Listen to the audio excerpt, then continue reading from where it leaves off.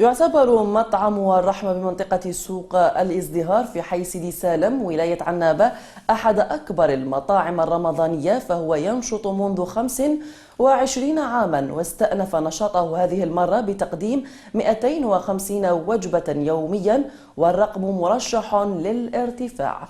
التقرير لزهير الشطب.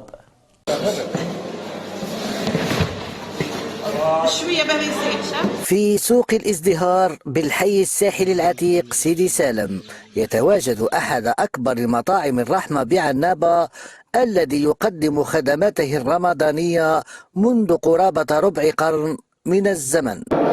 كل عام يعني اليوم كما نهار تاع اليوم عملنا جاري، وعملنا كسكسي جاري باللحم وكسكسي بالدجاج، وعملنا 250 وجبة، وكل يوم الوجبات يطلعوا تولي حتى 500 600 وجبة، وإحنا هذه ما نعملوا إلا في الواجب تاعنا يعني.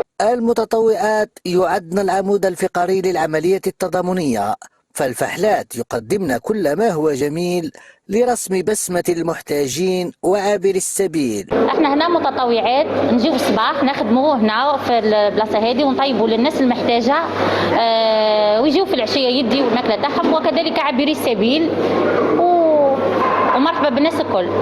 رانا نوجدوا الوجبات، عندنا عبر سبيل يدي، وعندنا ناس ضيوف معنا هنايا تتفضل ناكلوا كل مع بعضنا. الثناء يتهاطل على هؤلاء من كل مكان، والاستحسان على كل لسان. هي يعني مبادرة سوق الازدهار يعني هي ليست يعني العملية الأولى، يعني هي تدخل في إطار يعني المساعدة تاع العائلات المعوزة.